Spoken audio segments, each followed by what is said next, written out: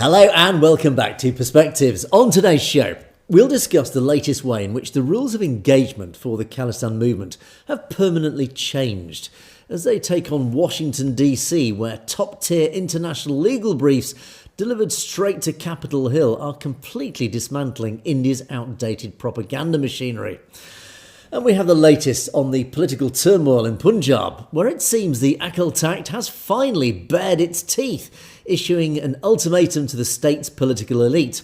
Is this a sign the Sikh community in Punjab is finally saying enough to Delhi?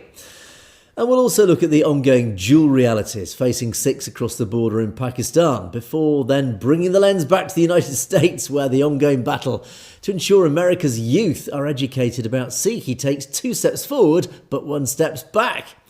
And the Sikh coalition issues a survival guide for the protection of vulnerable immigrant families against the increasing actions of ICE. All this and more on today's show. And of course, at the end of the show, we'll take a look at loads of great comments which have been filling up beneath the video. So thank you as always to my wonderful loyal audience for your great contributions. Right, as always, loads to get through today. Let's get underway. And yes, interestingly, it's a very highly sophisticated shift in the way that the Khalistan movement have been approaching their advocacy and their lobbying.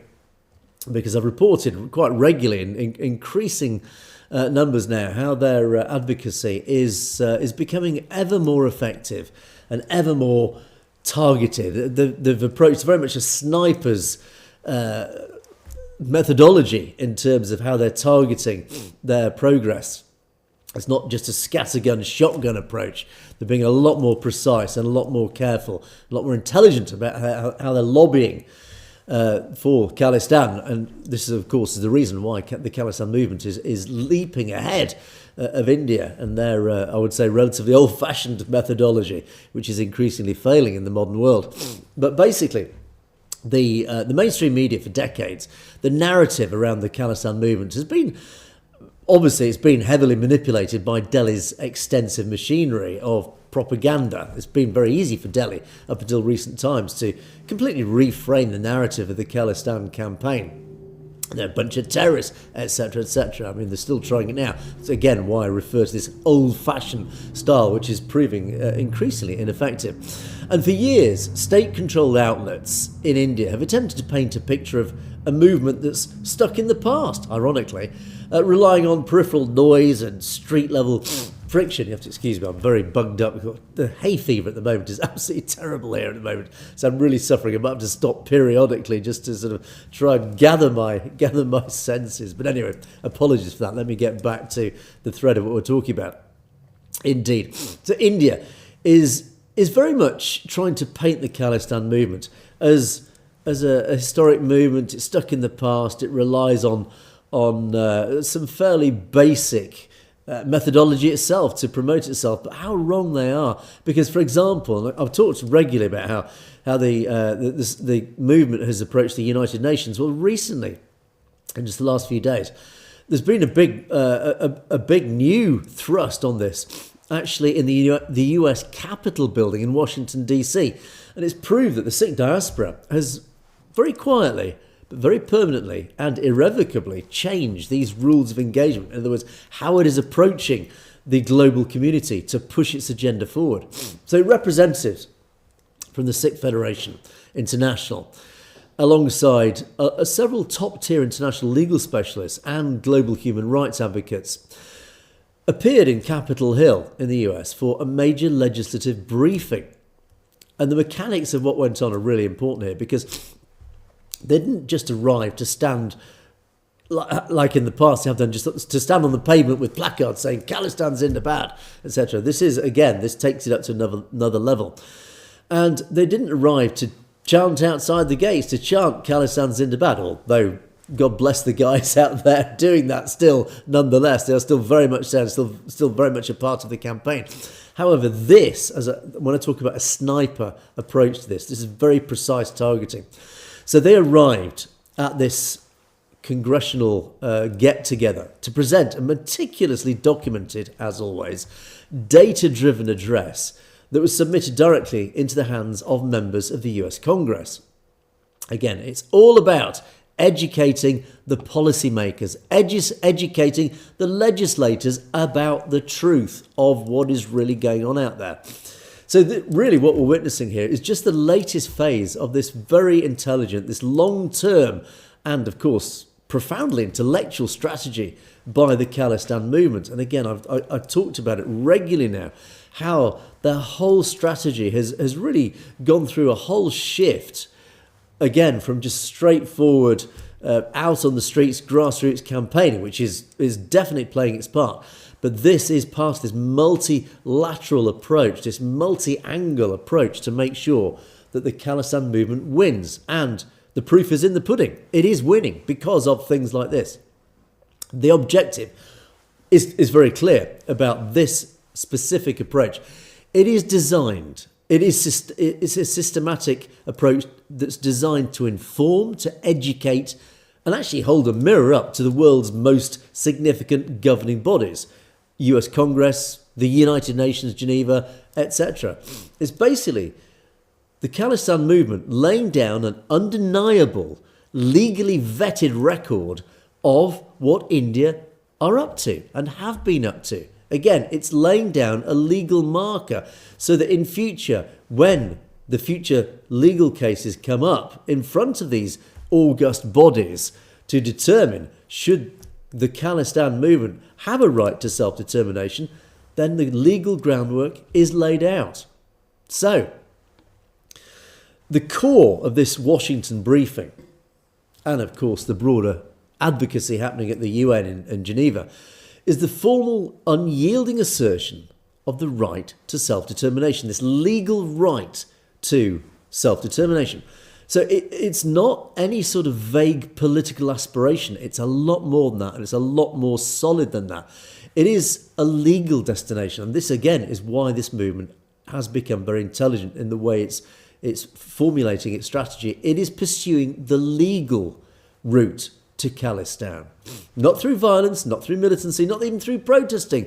It is a straightforward, cold, unemotional, legal route. And this again is why it's winning. The diaspora and the whole Khalistan movement is systematically demonstrating that the pursuit of Khalistan is anchored entirely within accepted international legal norms. In other words, it has complete and utter undeniable legal basis.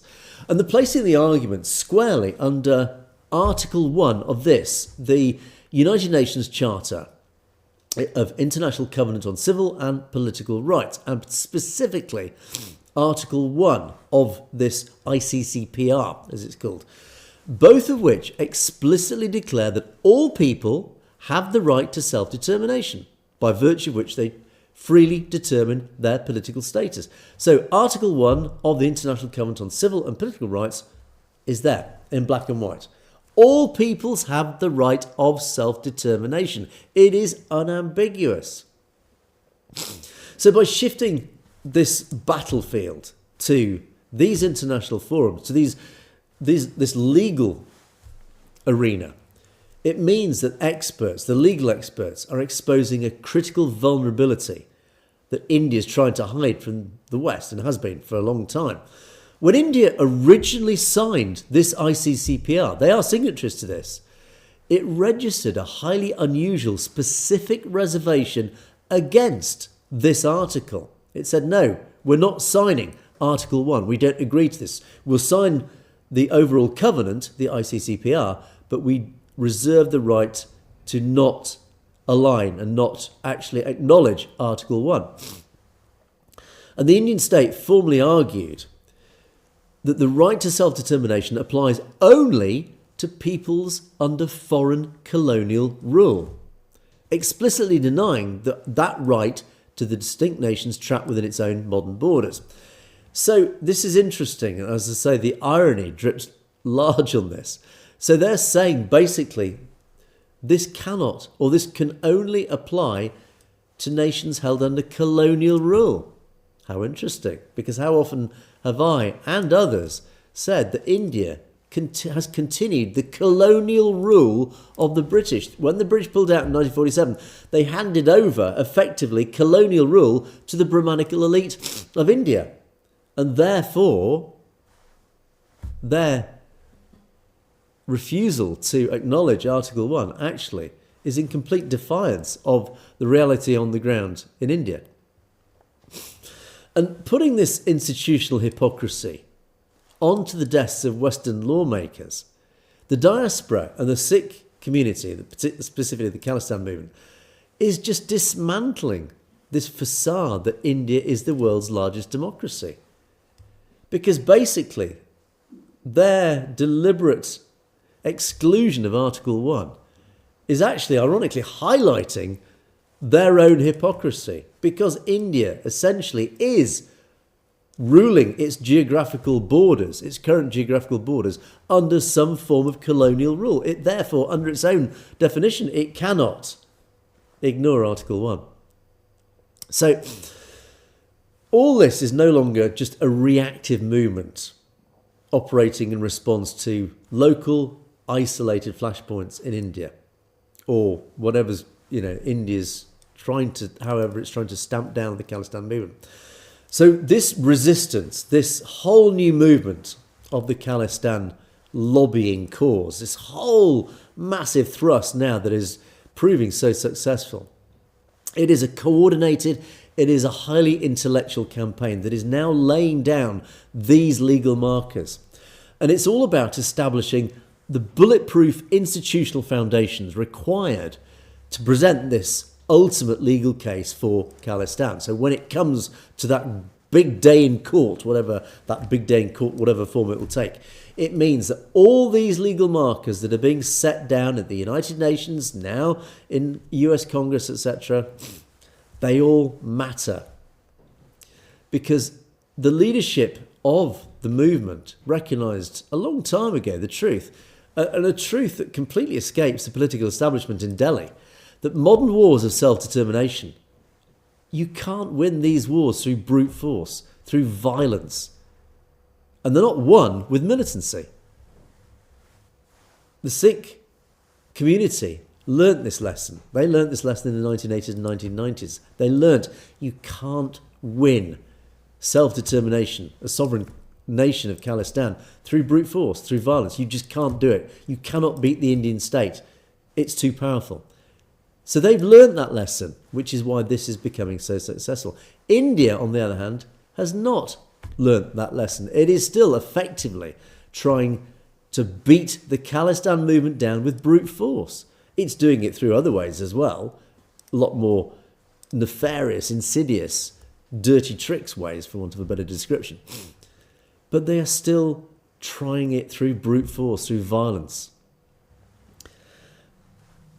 And as I say, the Khalistan movement is winning the war because it recognises that peaceful and the unyielding application of international law, showing historical precedents, democratic protocols like the referendum, for example, these are the ways that self-determination are won. These are the ways that beat the Indian state. And the international legal briefs that were submitted a few days ago on Capitol Hill explicitly lay out the 5-part legal test required to fulfil the modern international criteria for statehood. A clearly identifiable territory, distinct language and cultural identity, documented history of independent self-governance, the capacity for democratic administrative institutions, and a clear, ongoing expression of the popular will. Tick, tick, tick, tick, tick. And from the pre-colonial sovereignty of the Sikh kingdom, the Sikh empire, recognised by European powers until 1849, all the way through to the modern democratic mandate being expressed through the referendum, rolled out through the West, the legal architecture for Khalistan is being built piece by piece, document by document, legal tick by legal tick. It's fantastic to witness this in real time. We are seeing history being made. It's very slow, it's painfully slow, it's frustratingly slow, but this is how history is made. And utilising these frameworks, the diaspora, the Khalistan movement is building an unassailable archive of India's illegal activities, its cross-border assassination plots, its systemic campaign of transnational oppression. So this approach is just completely exposing the sheer absurdity of Delhi's modern tactics. I mean, media outlets, the Godi media outlets, for the last few days have been filled with this. This is just one of countless that I've seen. You just do a Google search on terror alerts, Khalistan terror alerts in India, and you get pages and pages of the Godi media with this, the same message. It's almost, literally almost saying exactly the same words, copy and pasted. Again, it's absurd. These are nonsensical assertions. It's hysterical, claiming that the Khalistani movement are secretly plotting new waves of militant activity even across the Western world, never mind in Uttarakhand or in Delhi. I mean, do me a favour, please. It's so basic. It's so old-fashioned. It's old-fashioned propaganda that is so 20th century. And this is why India's losing this war on the truth. Because what India seemed to be blind to the fact is the logic of the situation. Why would a movement that successfully forced the US Department of Justice to unseal damning indictments against India and their intelligence agencies over the plot on Gurpatwant Singh Pannu, why would they resort to primitive tactics like this that they left behind in the 1980s and 1990s? Why would a movement that's currently reshaping foreign policy in Canada, in the US, and even to some extent here in London, through legitimate, judicially vetted legal briefs, then want to turn back the clock to the 1980s and 1990s? They wouldn't. Of course they wouldn't. Why would they? Goes back to what I was saying yesterday, in yesterday's show, the logic of Air India. Why on earth would the Khalistan movement, even back in the 1980s, resort to an act like that? There is no logic to it whatsoever. And this is what India just cannot understand. The permanent shift that the Khalistan movement has made to a purely democratic, law-based organisation happened years ago. And it renders India's endless, breathless claims of imminent security threats looking like nothing more than desperate panic designed for its own domestic audience in India. So the truth is, this slow, deliberate and painful process of using the law is exactly how the narrative is being won. Using the West's own legal structures, the Khalistan movement is creating a profound dilemma for Western superpowers because they're forcing Washington and its allies to make a choice. You can protect your own national sovereignty and constitutional values, or do you compromise them for trade deals with an increasingly authoritarian regime that sinks to these sorts of tactics? So every single judicially vetted brief that's put on a congressman or congresswoman's desk is a permanent nail in that coffin of India's international credibility. You know, there's only so much that a trade deal can achieve, the desire for a trade deal, when it comes up against over and over again the proof, the evidence, the legal documented evidence of what India is up to. And this intellectual pressure is basically why the Modi regime has been forced to resort to these increasingly frantic extrajudicial and illegal measures. You know, whether it's hiring street gangs in Canada to undertake their contract killings on foreign sovereign soil, or weaponising their own consulates for domestic surveillance.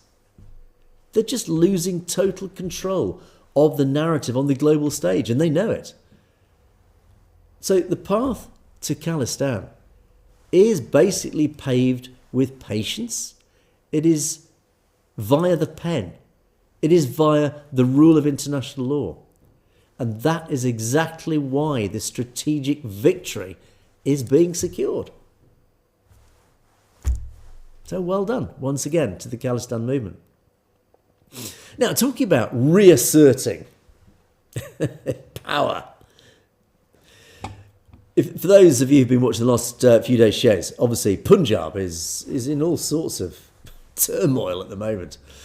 And I've reported on a lot of what's been going on over the last few days. Do watch my last shows if you really have no idea what I'm talking about, but really you must have been living under a stone if you haven't at least heard of something that's going on in Punjab at the moment. Of course, there's been this unprecedented, very high stakes showdown that happened a couple of days ago. And it's really rewritten the dynamics of political power in Punjab. So it's quite interesting times. And for the past year, we, and in fact the mainstream media, have speculated regularly about the weakening authority of Sikh religious institutions in Punjab, claiming that the modern political machinery had just basically sidelined the traditional Sikh voice. And I have talked regularly about how these pantheistic organisations, whether it is the SGPC, Shirmani Akali Dal, even the Akal Takht itself, if they've just been infiltrated and diluted and weakened deliberately by this Hindutva agenda.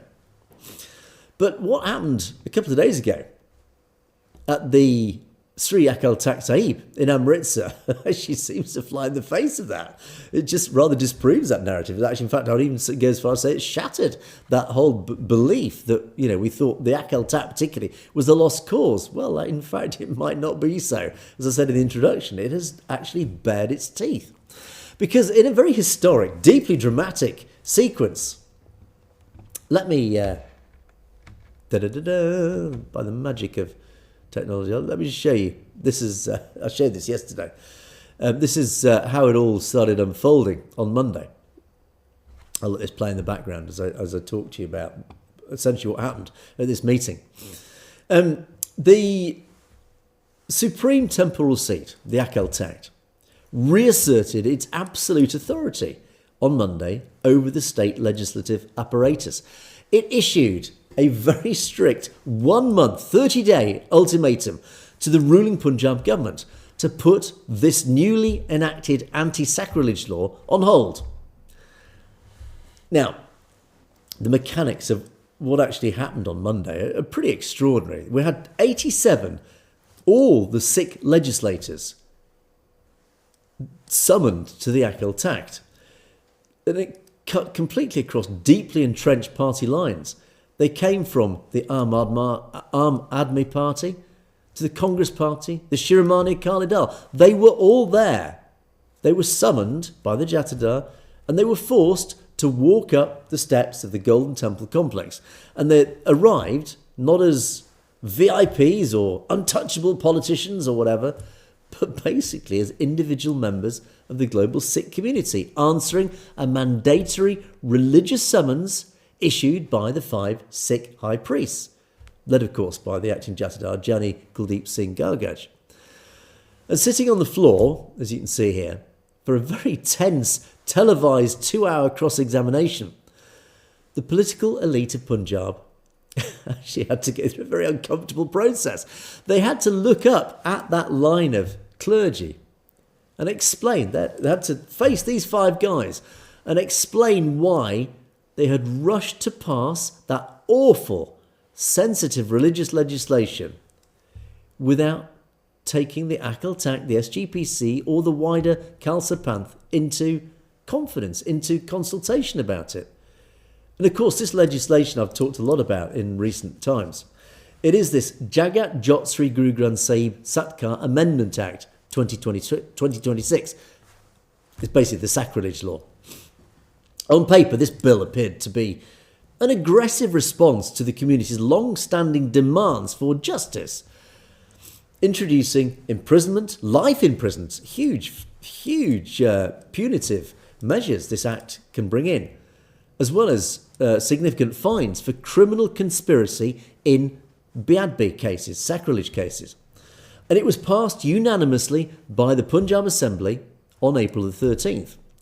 But it was timed specifically to coincide with Vaisakhi.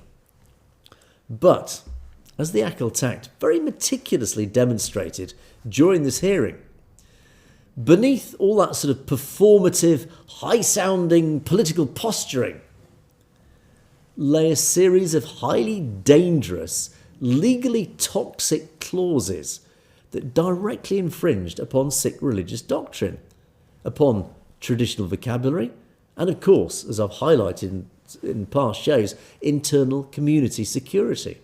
Now, the first major point of conflict that the 5 Sikhs on that sort of clergy, the panth, Panj, that's the word I'm looking for, the Punjabi word, Panj. Those 5 representatives of the Akal Takht, what they focused on was something that's called the custodian trap in Section 2 of this new amendment to the legislation. And in their rush to formalise state monitoring, the legislation attempts to legally define who qualifies as a custodian of the Guru Granth Sahib Ji, the living Guru, setting up strict administrative duties threatening up to 5 years of imprisonment for violations of this. Now, the Akal Takht's objection here is both theological and practical, because philosophically, within the Sikh faith, the Guru Granth Sahib Ji is regarded as, of course, the living, sovereign, eternal Guru. So no human being under Sikh doctrine can ever be designated by a secular state as a custodian or manager of the Guru. I mean, even I can see the fundamental offensiveness of that. You can't have a human being acting as a custodian of a Guru. I mean, it implies the Guru is somehow subservient. Even I can see that. So practically, the clergy argued that this definition weaponises the police force. It conspiratorially shifts that legal blame for acts of sacrilege away from the deliberate perpetrators and puts a shadow of criminal liability onto the families, the Granthis, the volunteer Sevadars who are hosting prayers. It's a very subtle legal sort of shift. And it's very nuanced. But obviously the Sikh scholars and academics recognised legally what this implied and what it meant. So essentially they pointed to the sheer incompetence of this legislative process. And it became obvious during this hearing, and particularly between an exchange between the Jatadar and the politicians. And when the AAP legislator, a guy called Manjit Singh, tried to defend this bill, he claimed the custodian clause was merely meant to hold the parents of mentally unstable individuals responsible if they committed acts of beadbi. Now, the explanation wasn't just legally inaccurate, it completely exposed that the politicians, who unanimously, each and every single one of them, passed this law, had not even read the actual contents. They hadn't actually read the amendment to this act before they unanimously passed it. They didn't read it to understand what it really meant. So, and the Jatadar's response to this was pretty sarcastic. He looked at the assembly and he said, apparently, shabash, adding, Punjab needs such intelligent people. Basically just sarcastically dismissing these politicians in front of him, saying, why do we need you guys? You're not even reading the acts that you're passing. So during the proceedings, several opposition and ruling party MLAs, members of the Legislative Assembly, they admitted to the panel, the Akal Takht panel, that the draft of the bill had been circulated to them at the last minute, the absolute last minute. Basically meant they had no time to read it, never mind understand the ramifications of what they were actually voting for.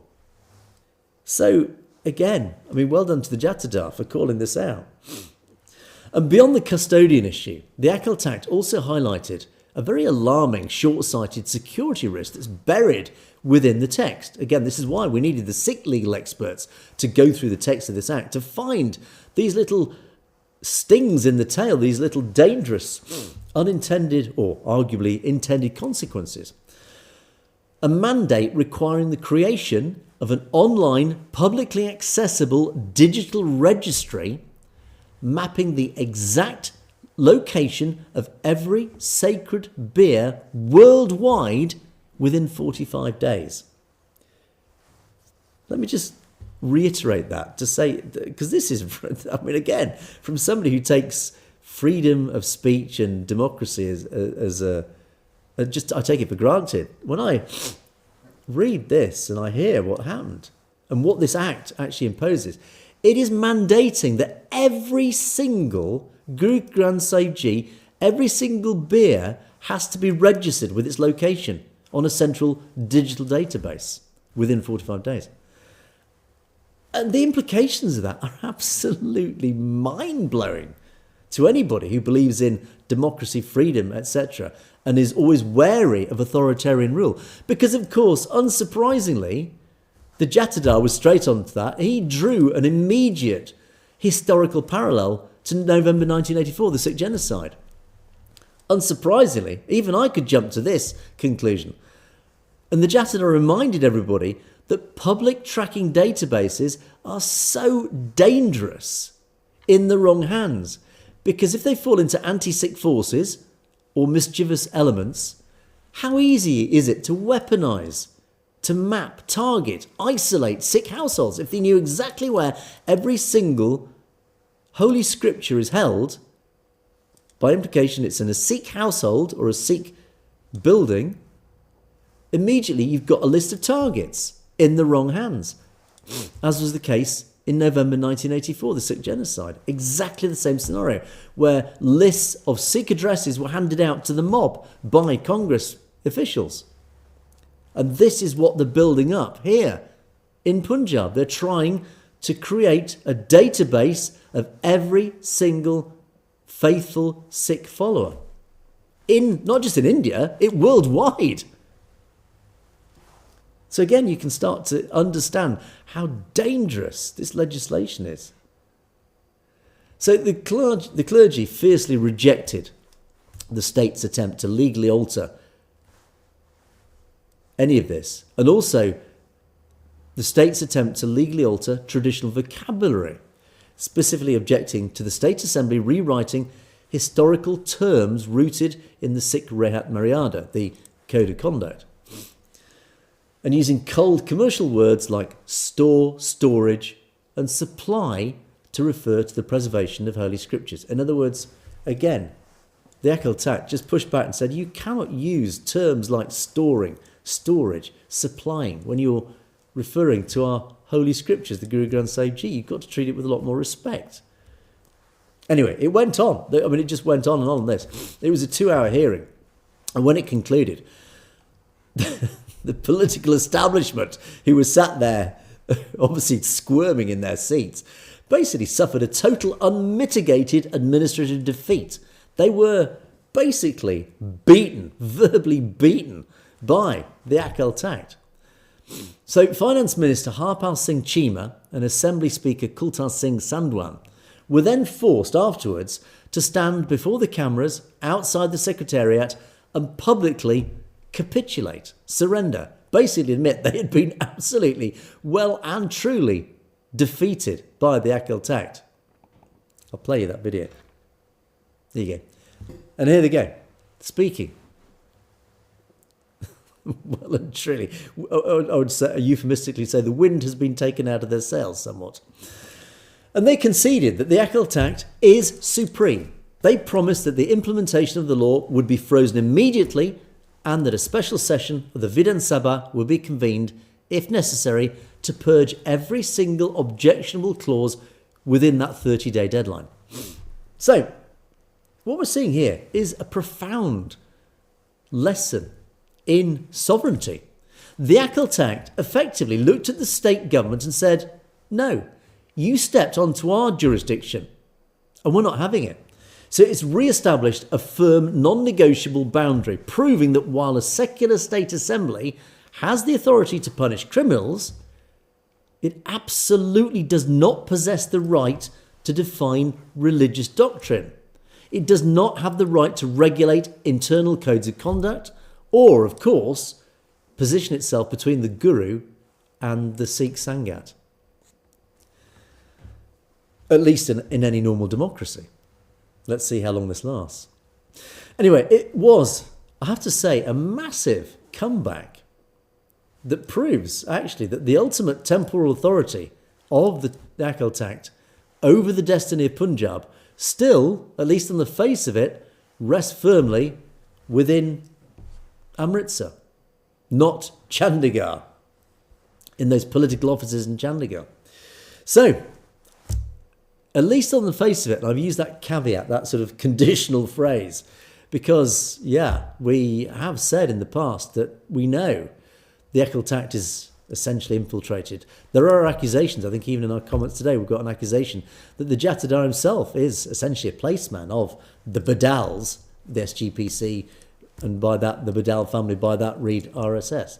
But what's happened this week actually would say maybe not. Maybe there is still hope that the Akal Takht does still speak for the Sikh community.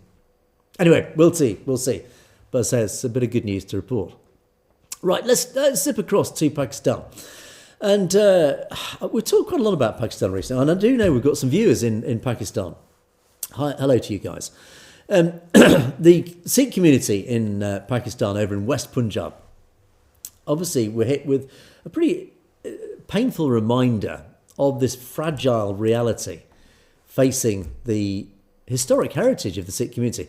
And for years, Islamabad has actually successfully cultivated, I'd say, a very positive image as a proactive guardian of Sikh history. And I've talked about it in recent times, how they've clearly made huge efforts at a state level to respect and honour their Sikh community, particularly that based in West Punjab. And we have praised initiatives like the opening of the Kartarpur Sahib corridor, as opposed to India trying to close it. And, I've just got that video still playing. And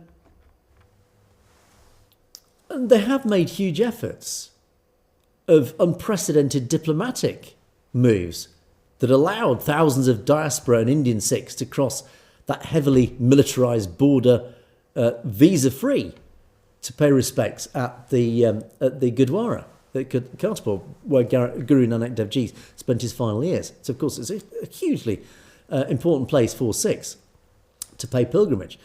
And we see minority representatives sitting in provincial assemblies, as it turns out, when tragedy strikes, like this awful thing.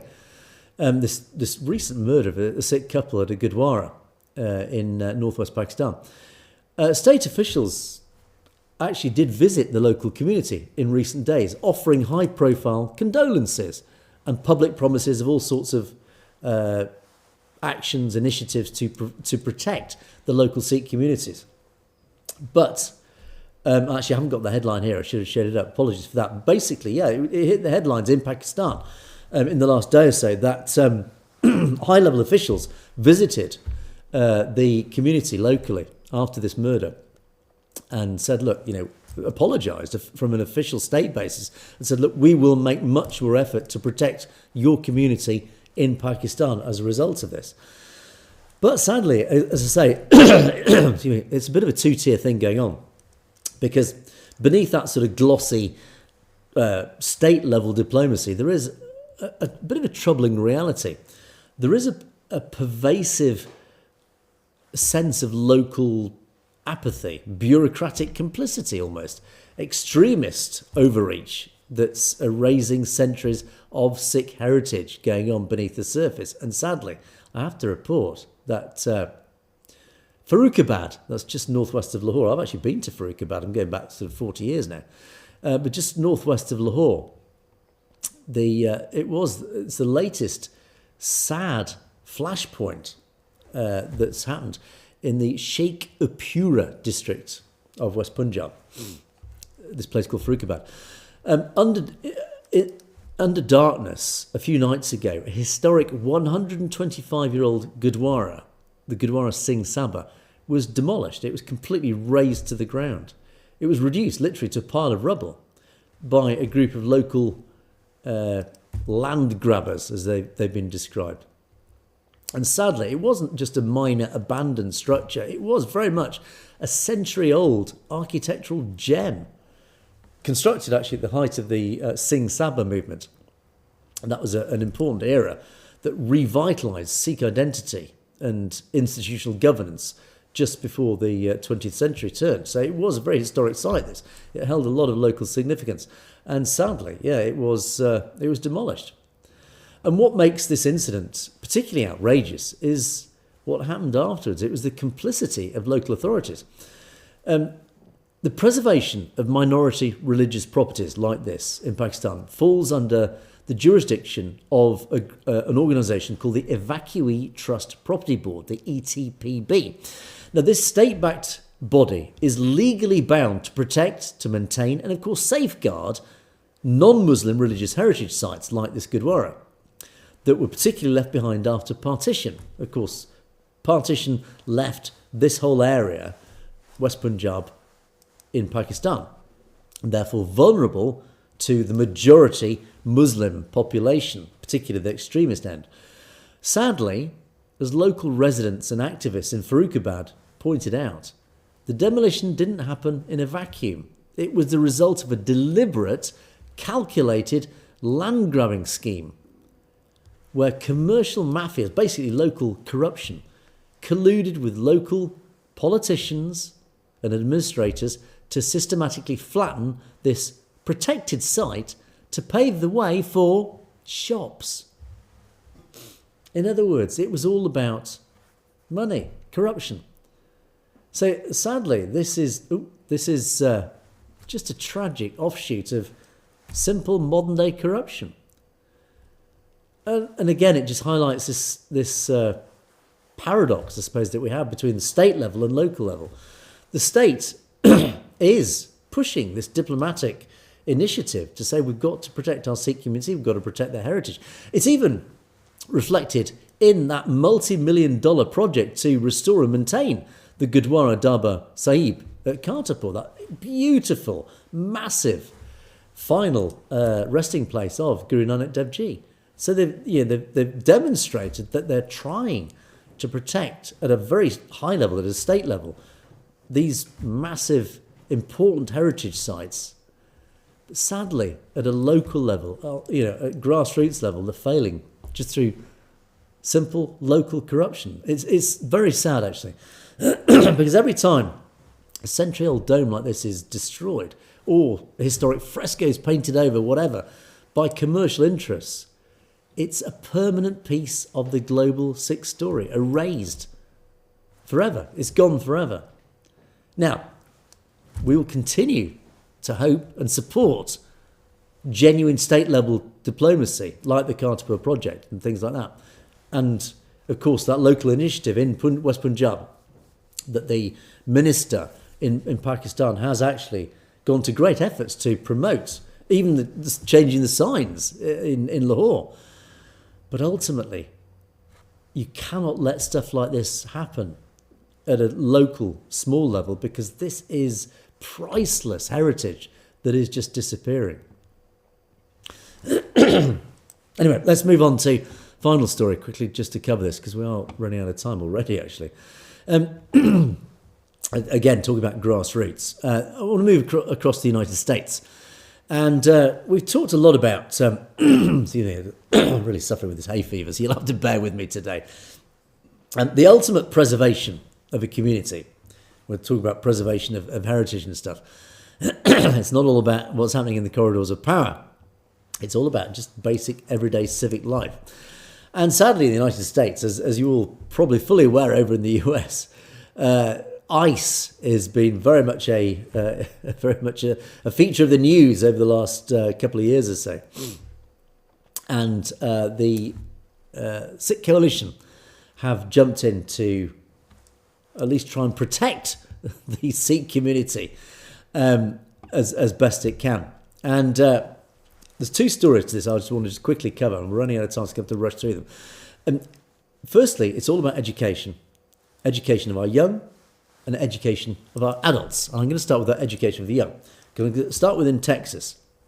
The Texas State Board of Education formally finalised its highly controversial, radically structured K-8 social studies standards, known as TEKS, the Texas Essential Knowledge and Skills.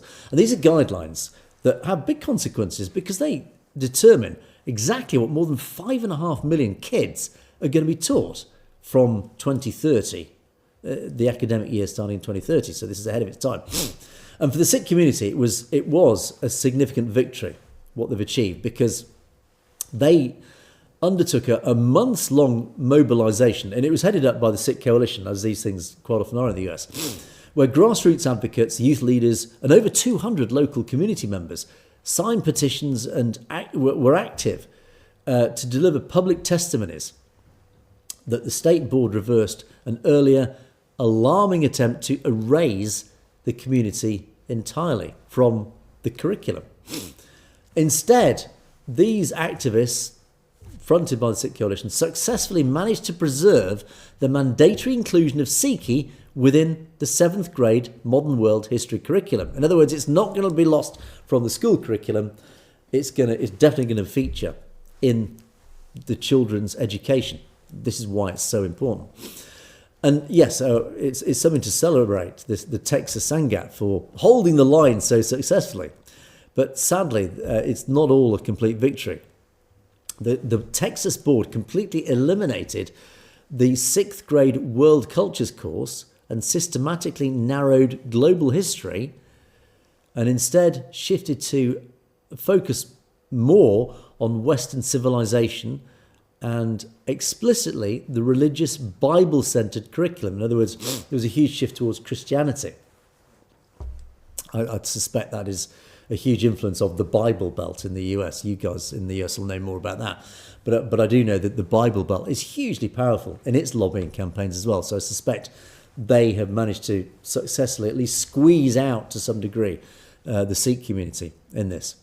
And as part of this rewrite of the curriculum, the board quietly stripped out cultural and religious observances altogether. And that includes Diwali, but of course Vaisakhi as well. So that is significant.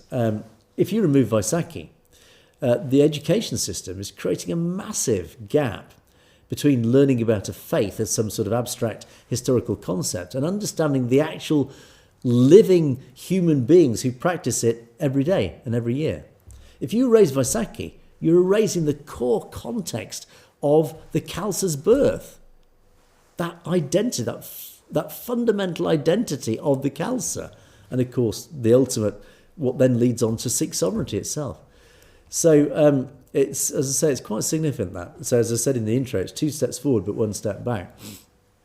And according to national school climate data, close to 78% of Sikh students in the West continue to face disproportionately high rates of bias-based bullying. So what did I say? Climate data. Sorry, hate crime data.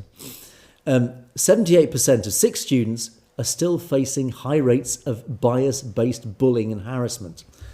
And that hostility doesn't come from a vacuum. It's a direct result of problems like this. Education. If kids are not educated properly and educated about what Sikhi stands for, then hate crimes like that, harassment, bullying, etc., is just only going to increase because other kids don't understand the significance of things like Vaisakhi, etc., etc. So, anyway, as I say, it's 2 steps forward, 1 step back there on that one. And then the second development is, again, rapidly running out of time. This is ICE. There has been, in fact, the easiest thing, let me just play you a video, just because this will sum it up far quicker than I can. Here we go. Oh, I need to give you some volume. Guru Ji Ka Khalsa, Vaheguru Ji Ki Fateh. The Sikh Coalition has recently released a new resource, the Immigrant Family Preparedness Guide. This guide is available in both English and Punjabi, and it helps families of all immigration statuses with clear, accessible information on what they need to do to safeguard their families. It covers a wide range of topics, different immigration authorities, where you might be able to get legal assistance, know your rights information, what you might need to think about for children or other dependents, suggestions for financial planning, tips on how to centralize and formalize important family documentation, a full list of resources with links, and wherever possible, location-specific information for states like New York and California. Sat Sangat Ji, it can be very difficult for families with mixed immigration status to think about the worst case scenario. But in this time of aggressive enforcement, including the detention of people who are lawfully present in this country, preparation can help families make informed decisions before a crisis occurs. It is our hope that this guide can serve as a starting point for families who need it. Vaheguru Ji Ka Khalsa, Vaheguru Ji Ki Fateh. So here it is. Vaheguru Ji Ka Khalsa. Calm down. Just put it on loop. It's, oops, beg your pardon. Where are we? So I'm going to press the right button so I can share it to you. There it is. So this is the document itself. And it goes to 30 odd pages. It's a very comprehensive document. That's the contents. You can have a quick look through the contents. But it just gives a complete useful breakdown. If you're an immigrant family and you're obviously worried about potentially well, I was going to say a knock on the door from ICE. It tends to be a bit more brutal than that. But it even goes, I think, even down on page 11, it even shows you the sorts of documents where you can refuse entry to ICE agents. They've got to show the right document. On the right, it says you must open your door to ICE if you get shown one of these. But if you get shown what's on the left, you do not have to open your door. So this is really useful, practical advice, good legal advice to the Sikh community in the US. So do go on to Sikh Coalition website to find more details of that. Right, as the clock massively counts down, gosh, hasn't time flown today? Let's go through our comments. Quickly zip through these. Don't have very long to cover these. Logo. Yes, there's my little reminder. Thank you to Hardtile. I did remember this time for a change. There you go. Well, I did because I got my little logo reminder. Indestructible I am says, respect and courage to you for sharing the truth. Does it take courage? No, it doesn't. It just takes a bit of motivation. And of course, I am deeply motivated to bring you the truth because I know we're all fighting the same cause. And I can only do it with you guys. So I couldn't be here without you guys. So please, I need your support. Keep up the support.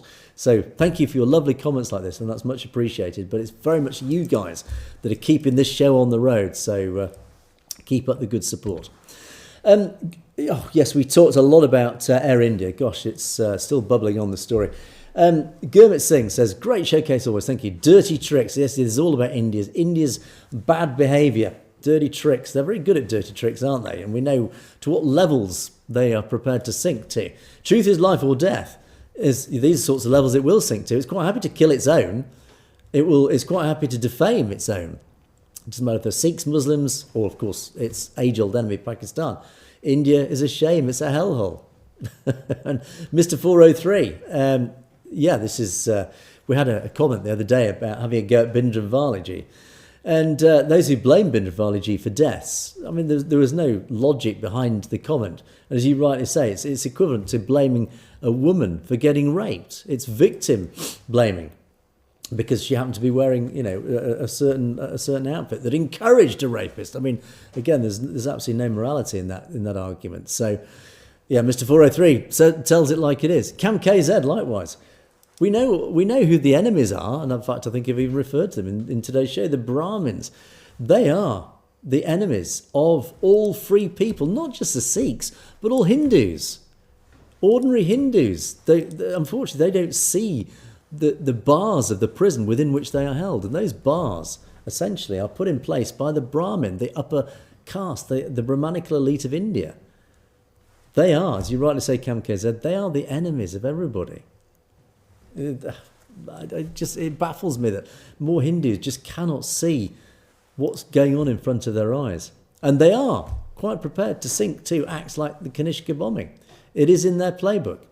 Thank you for exposing the hollowness of Hindutva. That's what I'm here for. Avatar Dylan. We should talk about Kanishka with Dr. Grower. I'm trying just going back through my memory if in years past we talked about Air India. I'm sure we've referred to it. But yes, of course, we all know who was behind it. It was an inside job. It was after the Gandhi assassination. They were desperate to stamp down on the Khalistan movement, which suddenly grew massively after 1984, of the two atrocities of 1984, Blue Star and, of course, the genocide in November of 1984. So, we know, as we said, they will sink to whatever levels. Max Force Sikhs need to draw a red line. Identify opponents who are doing what they're doing, who are behind these potential false flags. But more importantly, we need to educate. We need to educate the children. In other words, let's get them whilst they're young and tell the young, our young, be aware of what can happen. Be always, and I do this whenever I talk to children myself, if I get the opportunity. So always, critical thinking is one of the most important skills you can ever learn. Never believe everything you're told. Question everything. And ever more so from any state. Always question your own government. That's the foundation of a democracy. Have the right to question everything your government tells you, because you cannot believe everything you're told. And it's important, particularly when it comes to Indian children and, of course, Sikh children, who I think almost by default are probably born with a cynical gene. TC, yeah, absolutely. Kanishku 2.0, the plotting and scheming is in full swing. It is very worrying, potentially, what is on the cards. I really hope this is just purely propaganda. There's nothing more to it. But sadly, as we do know, India has a track record of this. It's terrifying. But all we can do is, in advance, is warn everybody that it looks like something is cooking. India is cooking something up. So be warned, and don't let the Sikh community be scapegoated. And Punjab, likewise, sends out quite a dire warning. I'll have to quickly paraphrase this. We do know the RSS ultimately are behind the Kanishka bombing. If you go all the way back through Raw, who actually then instructed Raw. But as you say, it's very clear in India, everything that's happening on the ground is pointing to this two-tier policing where Hindus are treated in one way, but Sikhs are treated completely different. You believe the Bhagwat Man video is fake? I have to say I do too. Not that I'm qualified to say otherwise or truthfully, but ultimately, just as when I watched it, I think it's fake too. As you say, but Modi is using the Akal Takht through Sukha Amli. The Jatadar of Akal Takht is a puppet. Yeah, this is back to what we're talking about, the Akal Takht. Yeah, I mean, all the evidence has pointed to the Jatadar being a puppet. He was appointed by the SGPC, which in turn controlled by the Badal family, which in turn represent the RSS. So through that chain of logic, then yes, but the events of this week have maybe given us a little modicum of hope. We don't know, but maybe. But what we do have to watch out for, as you rightly point out, Punjab, there are thousands of Khazadari Hindus, thousands of fake Sikhs, even thousands of fake Khalistanis who give these speeches but in fact are working for the Modi government. So always be suspicious, always be careful, trust no one, sadly. It's sad, isn't it, to have to say that, but trust no one. Always, just be careful. But your advice is very sage, I would say. Remain calm in India, but also in the West. Don't break the law. Don't gift that propaganda win to India. Even that simple, remember that video I often show of the Khalistani protesters outside the Mandir in Canada, where they waded in, beating up the Hindutva activists with their flags. Yeah, we know why they did it. They were provoked. But that has been a propaganda gift to Hindutva ever since. So don't fall into that trap. Remain calm. Remain legal. But the final line is very worrying, Punjab, I have to say. The next 4 to 6 months, Punjab is going to go through a very violent period. Let us hope you are deeply wrong on that. Sadly, though, I'm worried about what is cooking at the moment. And I'm just hoping it is purely propaganda. I'm hoping that they are not planning another atrocity. Arvind, we're back to the saga of the logo. Yes, the logo, the famous logo. Maybe we could put it to a different part of the screen. It's not impossible. But the only problem I've got with that is it takes me ages to try and work. Do you know how long it took me to try and work out that logo and where to put it and how to have it appear at the press of a button? I don't want to have to do that again. I'll need to take 2 weeks off to work out how to do that. So, but anyway, thank you for the suggestion. Satinder Hassan, Very good, authentic review. Thank you. Well, thank you for your comment, and thank you to all of you guys who have left some very lovely comments in recent times. I do read every single comment, and I really appreciate the complimentary ones. As I say, it gives me that warm, fuzzy feeling that makes me feel I am making a difference. We all of us want to make a difference in this world. We all want to contribute. We all want to do our savor, our selfless service. This is mine, and I do it very happily and very passionately because, you know, we're all fighting the same cause. And your appreciation in comments like this really go a long way to helping me get up in the morning, as I do very early in the morning, to do the show. Oh, which reminds me, it is possible next week, subject to my hay fever, but subject to just sorting out some technical issues, we may be live. We may be going live next week. So it's just to flag up. I think, and this is not set in stone, I will let you guys know somehow, but it's possible we go live next week, and the first live show might be next Monday, and it might be around, I'm thinking on my feet here, about 5 o'clock UK time. So you can work out your own, or it might be 5:15 actually, it might be 5:30, anyway, around about that sort of time. Probably 5:30 on Monday UK time, which is, that must be 10 a.m. California time. New York time, that's about midday 30, about half past midday. Yes, about 10:30 a.m. California time, half past midday on New York time on Monday. It's not definite, but keep your eyes open. If the show appears before that on your feed, then you know it wasn't live. So I'll see what I can do. Anyway, but we are slowly but surely moving to a live show. Fingers crossed. Of course, I do need to know what time suits you guys best. I can't get up at 3 o'clock in the morning, unfortunately. As motivated as I am, I still need my beauty sleep. Anyway, right, final sign-off. The honour of the final sign-off goes to you guys. Voice Punjab, Gurpreet Kaur, Bikram Singh and Sukha Singh. Khalistan Zindabad. Oh, and I almost forgot. My apologies, Sandeep. I almost left out your comment, which I wanted to highlight because it was in Punjabi. And thanks to technology, it says, Vaheguru Ji Ka Khalsa, Vaheguru Ji Ki Fateh, Khalistan America Zindabad. And then finally, it was My Dear Brothers Zindabad. My Baradarasa Zindabada. Apologies for my awful Punjabi. But anyway, yes, absolutely. Khalistan Zindabad. That's it for today. Thanks so much for watching. Thanks for your continued contributions. Do keep commenting. Do keep watching. Do keep spreading the word. Message me at message@satellagetv.com with anything you'd like to bring to my attention, your thoughts, your comments. If your comments disappear, and I know they are disappearing, I've seen it happen in real time, they are disappearing. If your comment disappears, message me via email. I do get every message. That's it for another day. Thanks so much for you guys for watching. Thanks for all your continued loyalty. It is much appreciated. Khalistan Zindabad. God willing, see you guys tomorrow.